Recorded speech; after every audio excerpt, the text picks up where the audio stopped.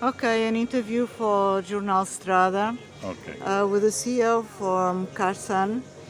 First of all, I'd just like to hear from you. What do you think of the year 2021 and what's happening with 2022? How is it going in the market?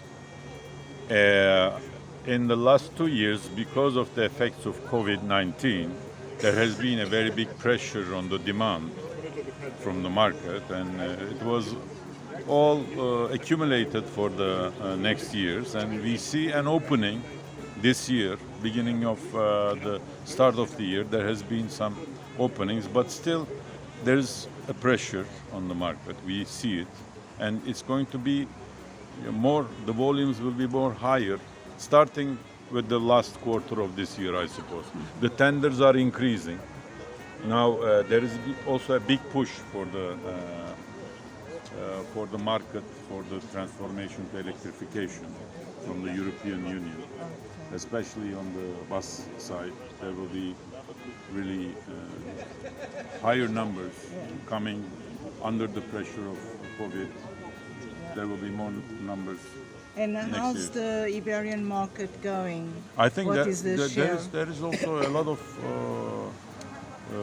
movements going on there. Especially in the last 2 months, I see many tenders being opened by the Spanish municipalities, and also in Portugal. Yeah. Yes, Coimbra is Portugal very is growing a little bit. Coimbra is very active in this sense, and it's just a start, I think, because there is a big number of vehicles that needs to be transformed to new electrification.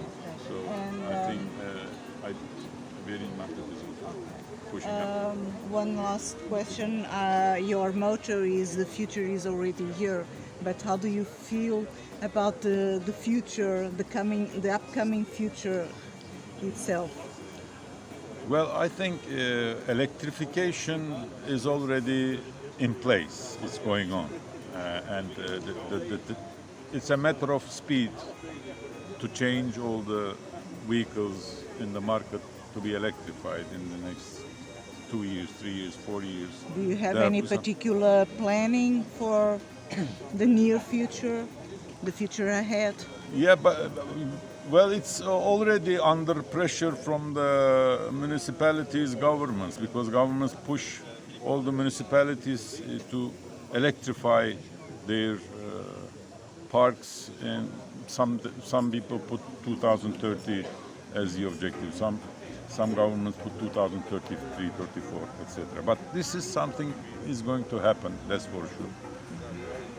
But the real future is going to be autonomous. This is what we believe. Autonomous will come very sooner than the passenger cars for the urban transportation. That's for sure. We know this, and it's coming. And a lot of movement is taking place. Today, it's only projects going on. Some cities. We have two projects. The For big example. target for the future will be the autonomous Yes, vehicles. that's what we believe, and we are getting prepared for this. We're not preparing for that. Can you Okay, give us thank. some info about hydrogen? What Yeah, are you, hydrogen is you something. talk a lot of electrification, but Hydrogen, yeah. For example, we are also doing hydrogen studies. We will put one vehicle, one hydrogen, before the end of this year. It's already in 12 place. meter, It's going to be 12 meters. d'accord, e-atak. Yes, e-atak, hydrogen 12 meters. And we want to present it in the Hanover show, for example. Hanover? Yes. We are very intensely working This on year? this year, yes.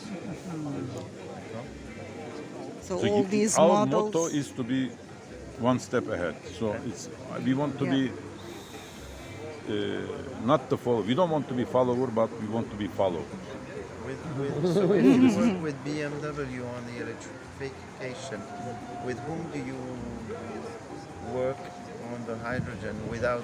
Let's keep it for the Hanover fair. But is it a European or existing? No, we don't have any prejudice. I mean, we are looking in the market. As I said, we are not the creator of technology. We you just integrate. we integrate what is the best technology for the benefit of the customers and for the future. That's what we do. We concentrate on this, and we want to do it fast.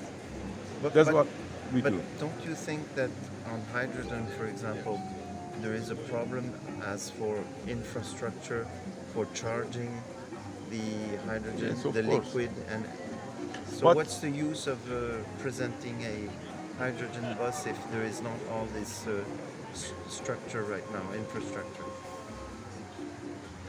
But it's not today's position. You don't see this infrastructure. But hydrogen has a possibility. That's what we believe in the future. It's not going to be a replacement of all electric, but some part of the market, hydrogen will be preferable. That's what we believe. So it's not a follower of electrification. It's not. I'm not saying that first the electrification will come and then it's going to be replaced by. No, it's not like this. Electrification is going to be there, and there will be also hydrogen. Because hydrogen issue is the power generation for electric vehicles. Yes, sure. And increase the autonomy.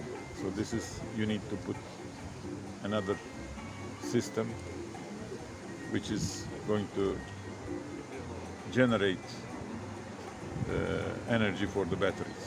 Christian Vines from Sales Lens was telling me that the price of hydrogen is Very going high. down. It's going to, like Slowly. every new technology, it's always like this. It starts with high costs, and then as time passes, the technology evolves, and the cost goes down. It's going to be the same also for hydrogen. The important thing is, because there are some different applications, which is the best solution to implement. That's what we believe. So hydrogen is, of course, newer than the respect to electrification is already in place, and it's becoming something from the shelf in the next 2-3 years. And another question concerning the e-jest, the future generation of the e-jest. Yes. When do you think that you will be presenting the new version of the e-jest? It's not clear yet. We are working. We have already studies for this. I think as the project matures, but there is also a plan to make a newer, more updated, technology-driven e-jest for the future. Of course, we want to present it with autonomous Right. capability. Which it doesn't exist today. No, which today there is And no you have autonomous. the e-atak. We have only e-atak. And the e-jest could be Of course. Because our final target is not to stop here, but make it autonomous, all the range. We'll see. Fantastic. Thank you very much. Thank you. J'ai